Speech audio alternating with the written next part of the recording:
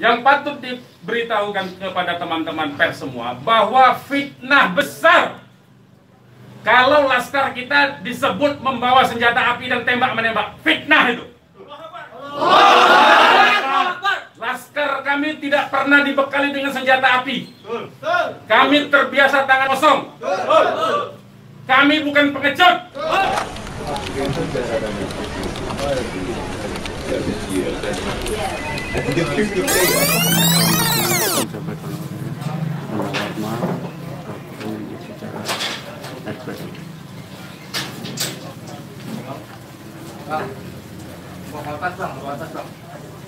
Ini berbayang enggak ya?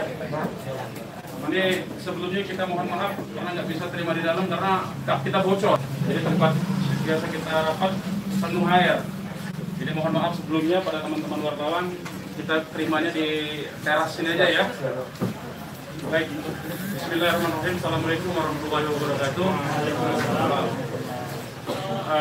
Pertama-tama kami DPP FPI mengucapkan innalillahi wa inna ilaihi rajiun atas wafatnya, atas syahidnya 6 orang laskar kami yang sedang dalam tugas pengawalan kepada pimpinan kami yaitu Imam Besar Habib Rizik Syihab. Semoga ke-6 laskar tersebut diterima syahidnya.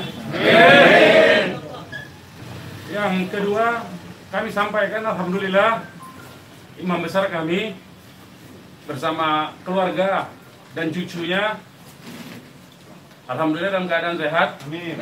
Ya. Dan saat ini sedang dalam pemulihan sebetulnya. Jadi saya di samping kanan saya perkenalkan dulu adalah Kiai Haji Sobri Lubis, adalah Ketua Umum DPP FPI. Di belakangnya adalah Panglima Laskar Pembela Islam Ustadz Maman Suryadi. Di belakang saya Wakil Panglima Laskar Pembela Islam Ustadz Jordan, dan ada pengurus FPI di belakang kita.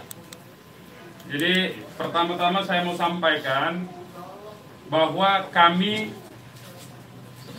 sebelum ada pengumuman dari pihak Polda, yang tadi itu pun kita dapatnya dari televisi, sebelum kita mendengarkan pernyataan dari pihak Polda, itu kita masih menganggap keenamnya dalam status hilang. Makanya pernyataan kita yang pertama keluar itu adalah pernyataan statusnya masih dalam keadaan hilang kita sebutkan. Karena itu pernyataan dibuat pagi hari ya, sebelum kita mendengar kabar bahwa keenamnya sudah syahid. Nah, kemudian saya mau jelaskan kronologi backgroundnya dulu, bahwa beberapa hari yang lalu ya, memang ada beberapa pengintai di Pondok Pesantren Habib Rizik, yaitu hari Jumat ya.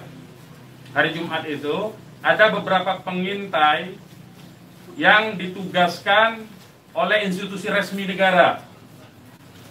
Ya, saya tidak mau sebut. Oleh institusi resmi negara yang ditugaskan mengintai 24 jam. Mereka menggunakan drone dan peralatan canggih lainnya.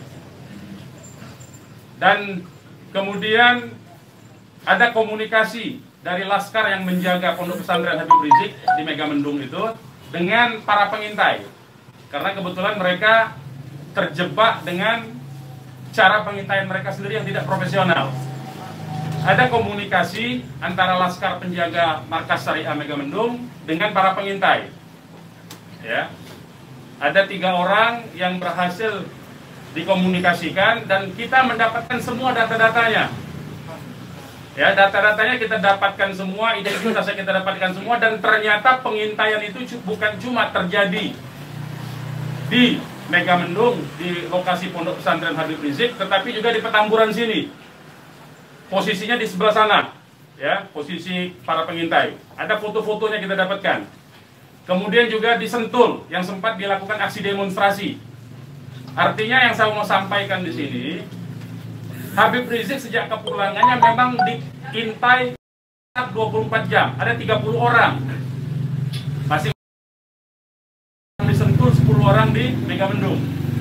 Jadi kita sudah tahu sebetulnya, ya, kita sudah tahu.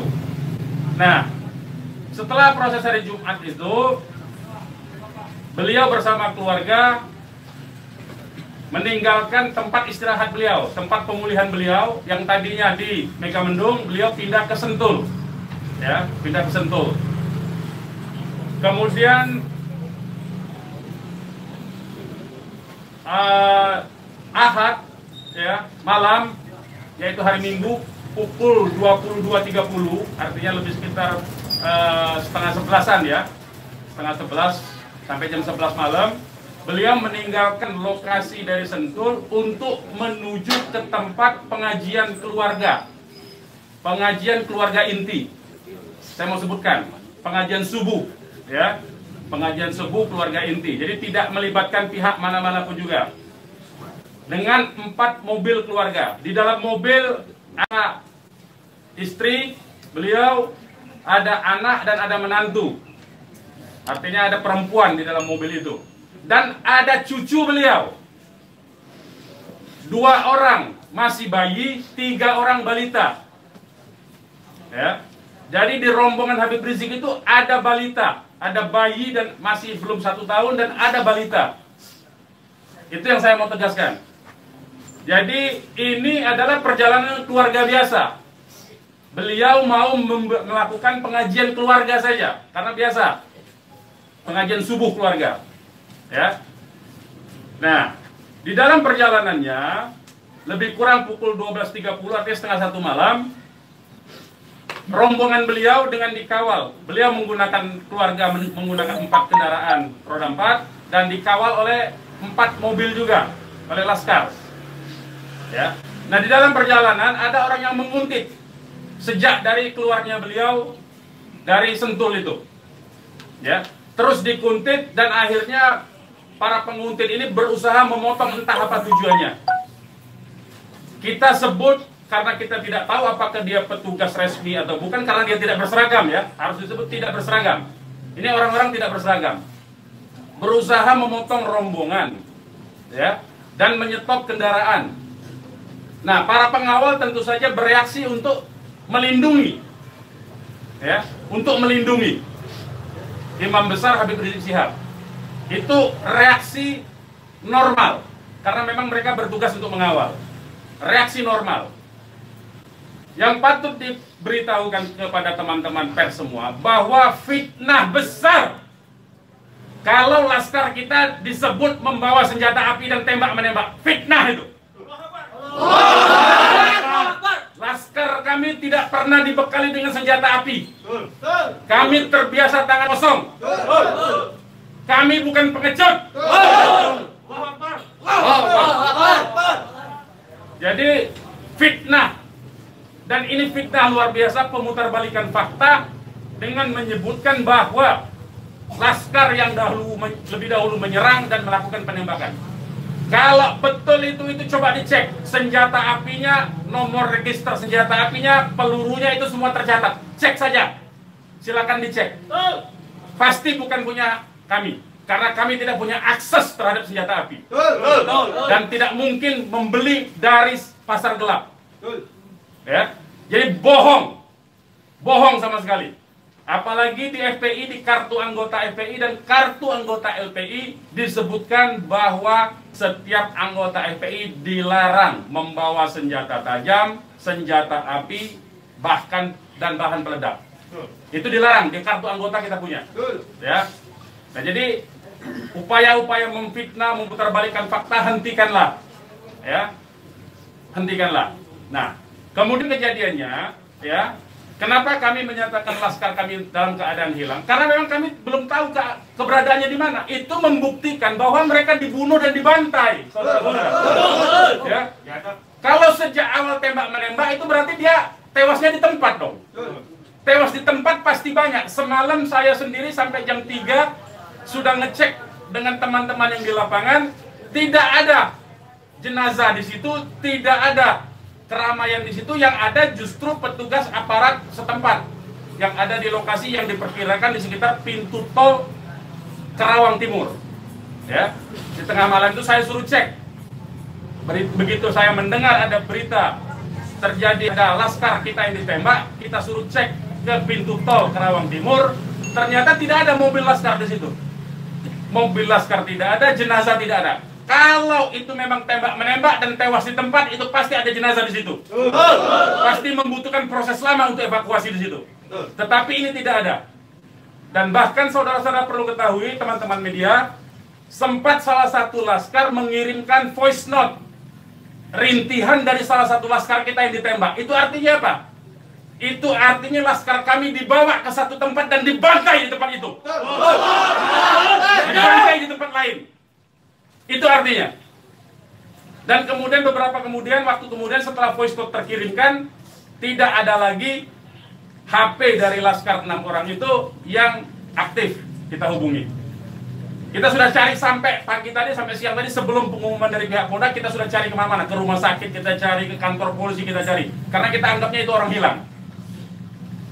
Dan ternyata kemudian ada pengumuman bahwa seperti yang dinyatakan fitnah, yang menyatakan tembak-menembak itu. Ya. Nah, jadi sekali lagi saya mau katakan tidak betul, ya, berdasarkan fakta-fakta dan kronologi yang saya sampaikan bahwa terjadi tembak-menembak dan laskar memiliki senjata api, itu tidak betul sama sekali. Itu fitnah besar terhadap kami, fitnah besar terhadap umat Islam. Kami anggap itu upaya memutarbalikkan fakta yang tidak pada tempatnya. Saudara-saudara harus diperhatikan, ini 6 orang ya, 6 orang wafat dibantai, keluarganya ada 1 di dalam, ya, ibunya ada 1 di dalam, ada 1 orang tuanya laki-laki sedang sholat di masjid, ya. Ini anak-anak kita tahu persis, anak-anak ini hanya bentuk kecintaannya mengawal pimpinan kami, imam besar, hanya bentuk pengabdian, tidak memiliki agenda apapun, tidak memiliki senjata api, tidak memiliki bahan peledak, dan segala macam bentuk senjata lainnya. Dari kami, saya kira itu. Ketua Umum silakan kalau ada yang mau menyampaikan. Silakan. Bang, ya. Untuk pengecekan CCTV di lokasi sudah dipinta? Belum kita lakukan, karena kita ini masih sibuk sampai dengan siang tadi sebelum ada pengumuman dari pihak Polda, kita masih sibuk memastikan keberadaan 6 orang tersebut. Ya. Jadi kita belum mengecek kemanapun, kita masih menelusuri kemana-mana tempat dari kemungkinan-kemungkinan itu dibawa, yaitu apakah rumah sakit, karena kita mendengar ada voice note yang tertembak, kan, rintihan dari salah satu korban yang ditembak, masih sempat didengarkan oleh laskar yang tetap mengawal, ya. Dan kita belum mengetahui itu, sampai hari ini, bahkan sampai detik ini, kita belum mendapatkan akses terhadap jenazah. Itu yang patut dicatat. Kita tahu bahwa mereka 6 orang laskar ini yang syahid ini adalah wafat, baru tahu dari pengumuman, ya, dari pihak kepolisian. Jadi itu yang perlu saya sampaikan. Tapi posisi 6 ini di mana sekarang Bang, udah diketahui? Sampai hari ini saya belum tahu. Kita belum mendapatkan informasi. Ini menunjukkan bahwa bukti konkret bahwa jenazah ini dalam kontrol dan kendali penuh, artinya kan. Kalau memang itu tembak-menembak biasa, tentu itu ada di masyarakat lain. Tentu masyarakat sudah sibuk, sudah ramai di situ. Ini sampai sekarang ini kami tidak mendapatkan akses di mana keberadaan jenazahnya, ya, kondisi lukanya di mana tembak-menembak, berapa lubang pelurunya, kami tidak tahu. Hanya satu-satunya sumber informasi, baru bahwa dinyatakan bahwa tewas. Ya. Bang, untuk yang 4 orang Bang, penjelasan yang Bapak bilang tadi yang terkait di tol Japek itu berarti Bapak melihat sendiri bahwa tidak sempat terlihat adanya mayat dalam. Saya tidak melihat sendiri, tapi kita tugaskan ada laskar kita untuk ngecek mulai dari pukul 1:30 ya sampai pukul 3 sampai menjelang subuh kita cek. Gitu. Tidak ada di situ peristiwa tembak. Terima kasih, siapkan masuk.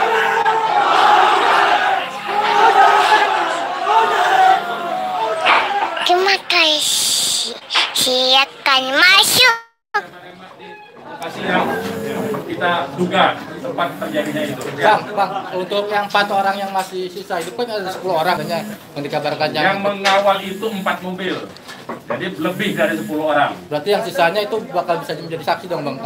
Insya Allah bisa, ya, insya Allah bisa. Tapi konsentrasinya 2 mobil konsentrasi terus melakukan pengawalan terhadap Habib Rizik, ya. Yang 2 mobil lagi itu yang berhadapan dan untuk upaya ditangkap oleh pihak yang kita belum tahu sampai sekarang.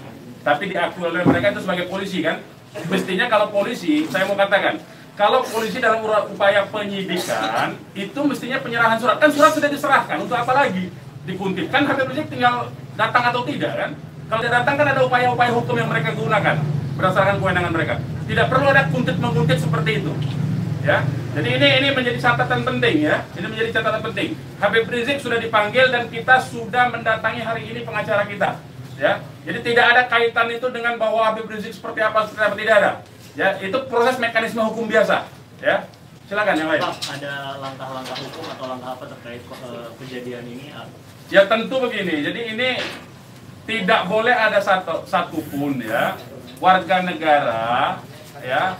Penjahat sekalipun ya, itu dibenarkan untuk dilakukan apa yang disebut dengan extrajudicial killing seperti itu.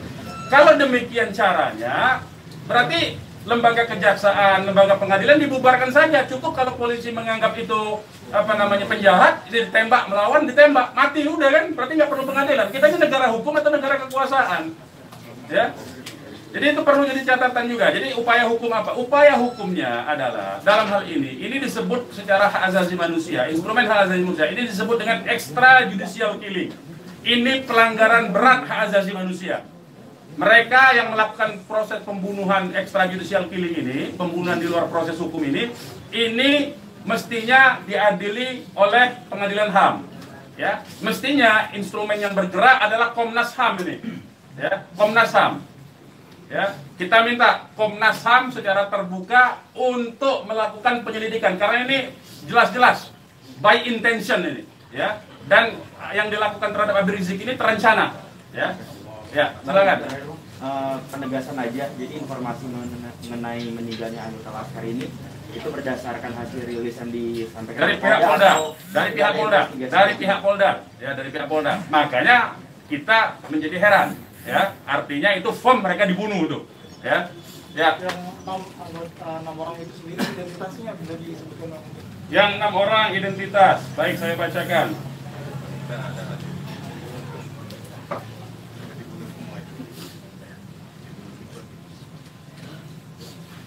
Saya bacakan nama-nama laskarnya ya.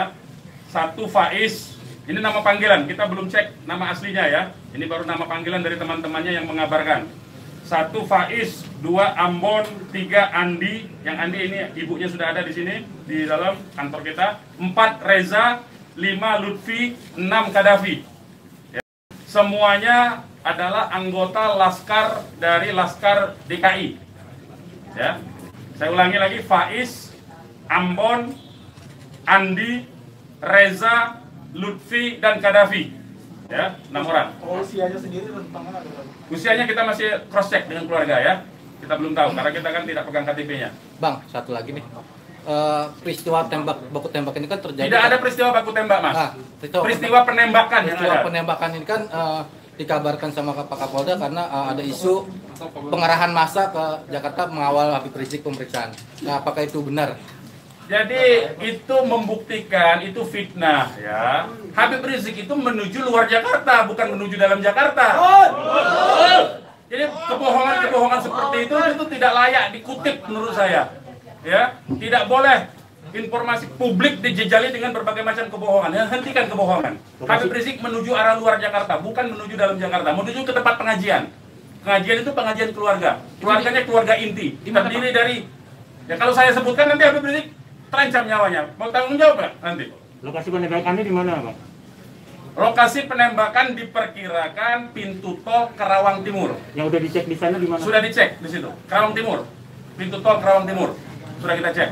Berarti kalau dari rombongan HRS sendiri nggak ngelihat ada tembak menembak di situ ya Pak? Yang tiba-tiba memang tidak ada tembak menembak.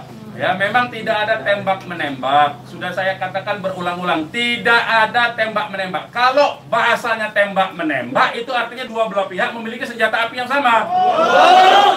Jadi kayak saya mohon lah ya, penggunaan diksi ini kita didiklah masyarakat ini, didiklah publik ini, edukasilah publik ini dengan fakta yang sesungguhnya. Dari kami menyatakan tidak ada tembak menembak. Kalau konotasinya penggunaan diksi tembak menembak itu dua belah pihak saling memegang senjata Tapi api. sempat mendengar senjata api dari polisi atau apa? Bagaimana? Salah satu mobil sempat terkena sempi dan sebagainya, Pak. Bukan salah satu mobil, 6-6-nya udah tewas sekarang dinyatakan sendiri oleh mereka. Mengakui. Dilihat 4 rombongan itu, Pak. 4 mobil itu, Pak. Nah, satu mobil.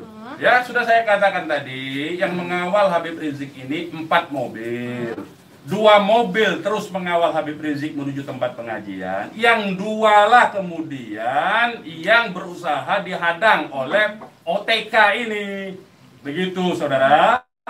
Ya. Kemudian terjadilah upaya-upaya penangkapan itu dan ada sekali penembakan di tahap awal itu dan mengenai satu laskar. Satu laskar inilah kemudian yang voice note-nya sampai ke tim yang lain, ke mobil yang satunya. Mobil yang satunya segera katakanlah menyelamatkan diri begitu. Karena ini ada tembakan, itu bukti ya. Saya mau katakan ini ada 2 mobil. Satu mobil dihadang, satu mobilnya kalau betul ada tembak menembak dan laskar FPI punya senjata, tentu dihajar pakai mobil satunya. Ini kan tidak terjadi. Buktinya yang satunya mobil kita, laskar kita menyelamatkan diri begitu loh. Ya, itu faktanya. Jadi tidak ada penggunaan diksi tembak menembak. Penembakan yang ada itu. Penembakan oleh siapa? Sementara ini mereka mengakui bahwa itu dari pihak mereka. Dengan tadi pernyataan kan, jelas kan? Mereka sendiri yang mengakui. Tadinya kita anggap itu OTK, tapi sekarang sudah diakui. Ya. Nah, karena ini aparat negara yang melakukan, maka ini disebut pelanggaran hak asasi manusia yang berat. Begitu.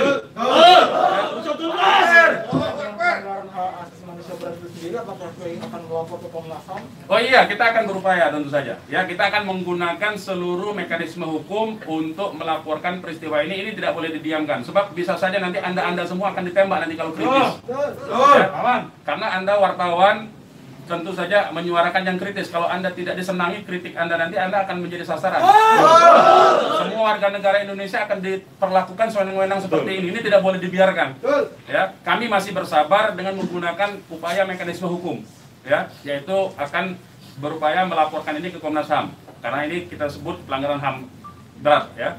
Ada upaya dari FPI untuk mengkonfirmasi soal identitas 6 orang itu nggak, Pak? Enggak, nanti kita keluarganya tentu ini sekarang aja sudah ada 3 keluarga ya. Insya Allah dari keluarga nama-namanya identitasnya akan kita dapatkan dalam waktu segera dan akan kita keluarkan identitas keluarga masing-masing termasuk umur, alamatnya ya. Sudah ada yang dihubungi pihak Polda terkait 6 jenazah itu? Belum ada. Ini kita tidak punya akses informasi ya. Pak, untuk jenazah sendiri ada di mana ya, Pak? Karena kan di Polri sendiri tadi belum ada jenazah ke nomor. Nah itu tanya ke mereka yang nembak, mereka yang mengendalikan jenazah, kenapa tanya kita? Tanyanya mereka itu. Itu bukti mereka menguasai itu jenazah, ya. Dan dalam kewajiban seorang Muslim itu jenazah harus segera diserahkan kepada keluarga, ya. Jangan dilama-lamakan. Dan keluarga menolak otopsi, tidak dibenarkan otopsi tanpa izin dari keluarga. Terkait dengan kejadian ini sendiri, responnya Habib Rizik itu apa? Ya, beliau tentu saja mengucapkan innalillahi wa inna ilaihi rajiun. Ya, beliau sangat berduka, sangat bersedih karena ini adalah laskar yang semata-mata mengabdi kepada beliau untuk mengawal beliau. Ya. Beliau sangat sedih tentu saja. Ya, beliau sangat sedih. Balik lagi ke orang yang mengintai itu, Pak, bagaimana FPI memastikan 30 orang itu benar adalah pengintai yang berasal dari lembaga negara, termasuk yang 3 orang di Mega Mendung? Ya, kita punya pengakuannya, kita punya data-data laporan mereka, ya, kepada atasan mereka, kita punya sampai sekarang ini. Nah, kita tidak tahu apakah ini adalah bentuk-bentuk upaya balas dendam dari terbongkarnya coverage mereka. Ya, kita tidak tahu, ya, kita tidak tahu. Pak, laskar itu tadi disebut polisi adalah laskar khusus yang berusaha menghalangi penyidikan Habib Rizik. Itu penyidikan apa? Penyidikan itu di kantor polisi, Mas. Jadi jangan polisi jangan sembarangan lah, ya saya kira. Penyidikan itu di kantor polisi dan Habib Rizik itu akan dipanggil. Yang dihalangi itu apa? Tidak ada upaya menghalangi. Habib Rizik itu mau menuju pengajian. Apa yang disidik? Apa yang disidik? Pertanyaannya. Penyidikan apa? Ya. Tidak ada upaya menghalangi itu, ya. Tidak ada upaya menghalangi. Itu fitnah, lagi-lagi itu fitnah. Ini upaya untuk melepaskan diri dari jerat hukum. Ini pelanggaran HAM, saya katakan. Ini pelanggaran HAM, sekali lagi. Ya. Tidak boleh lepas dari jerat hukum ini. Tidak boleh, karena kekuasaan lepas dari jerat hukum. Tidak boleh. Tidak ada upaya menghalang-halangi itu. Karena Habib Rizik jelas mekanisme hukumnya. Ya, tinggal dipanggil, tinggal di keterangan saja. Ya, silakan yang lain. Masih ada? Bang. Ya. Bang, ini barusan IPW merilis tentang kasus ini. Siapa? IPW, Indonesian Police Police Watch. Watch. Jadi IPW mendesak untuk Jokowi mencopot Kapolri sama membentuk tim pencari fakta bahwa ada pelanggaran di sini. Apakah teman-teman FPI akan menggandeng IPW juga untuk membentuk tim fakta? Ya, kalau IPW kan LSM memang dia selama ini berfungsi untuk menjadi pengawas polisi kan, namanya Police Watch kan. Ya, saya setuju, tentu saja terima kasih atas dukungan dari IPW untuk supaya kasus ini dibentuk tim independen. Saya setuju. Tim independen itu tentu saja menurut saya harus dipimpin oleh Komnas HAM karena kewenangan itu ada di Komnas HAM ya. Baik, yang lain. Ada rencana untuk melapor ke Propam juga mungkin, Bang? Ya, jeruk makan jeruk nantinya, Mas. Ya, jeruk makan jeruk. Nah, ya. Nanti ini yang jelas, ini saya katakan ini ada unsur dugaan kuat pelanggaran hak asasi manusia yang berat. Ya. Karena dia pelanggaran hak asasi manusia yang berat, maka kewenangan itu ada di Komnas. Ya, bukan lagi di Propam. Kalau Propam itu sekedar profesi saja. Ya. Oke, yang lain kalau tidak ada kita ini. Bang. Ya, ini mungkin insya Allah kita akan masukkan juga untuk membuat tim pencari fakta dari DPR dan seluruh instansi yang terkait agar supaya tim independen bisa segera dilaksanakan, bisa terlaksana dengan yang berwibawa, dengan banyak instansi sehingga kita bisa melihat meminimalisir celah-celah kebohongan ya. Jadi seperti itu. Insya Allah Ta'ala dengan tim pencari fakta independen untuk bisa menguak bagaimana peristiwa ini yang sebenarnya, walaupun kita sudah melihat bagaimana fitnahan-fitnahan yang ditujukan kepada Front Pembela Islam maupun kepada laskar-laskar kami, itu semuanya tapi tetap perlu untuk bisa terkonstruksikan ya dengan data-data dan bukti-bukti, insya Allah Ta'ala dengan keterbukaan dan juga dengan rasa keadilan, insya Allah Ta'ala. Oke, silakan yang lain teman-teman kalau masih ada. Sekarang Pak Habib Rizik posisinya sedang di mana? Oh, kalau kami kasih tahu nyawa Habib Rizik yang terancam, mohon maaf ya, kita tidak bisa kasih tahu soal itu. Baik, yang lain nggak ada? Baik, kepada teman-teman media, sekali lagi saya ucapkan terima kasih yang banyak ya, jazakumullah khairan jaza atas profesionalisme ya, cross check cover both side dari teman-teman, karena memang pemberitaan tidak boleh berdasarkan hanya satu pihak saja. Kami hanya menuntut kemukakanlah fakta dengan apa yang sesungguhnya dari kedua belah pihak. Nanti masyarakat yang akan menilai itu, ya. Yang jelas penggunaan diksi tembak-menembak saya kira harus dihentikan karena itu adalah framing yang jahat terhadap orang tidak berdosa, yaitu 6 orang yang syahid ini. Demikian dari kami. Terima kasih. Billahi taufiq wal hidayah. Wassalamualaikum warahmatullahi wabarakatuh. Takbir! Umat Islam siap! Bakar!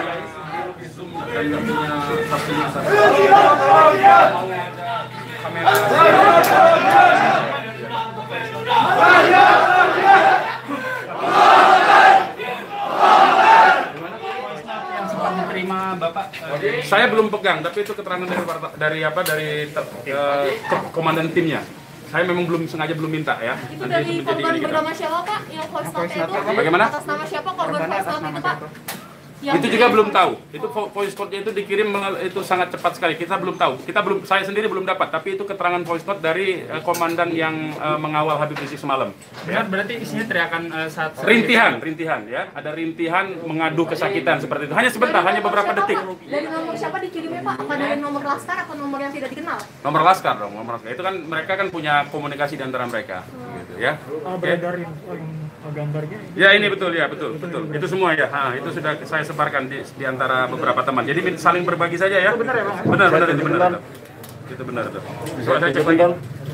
Ya betul ya, betul. Itu 6 orangnya itu. Oke, ada lagi? Gak ada ya. Terima kasih banyak ya teman-teman ya. Boleh di sini aja ya.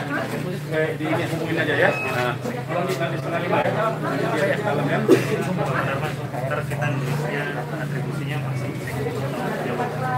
Saya sekum sekaligus kuasa hukum dari para korban, ya. Karena saya profesi saya hari-hari itu memang pengacara. Ya, ya. Nah. sekum masih sama Pakai telepon.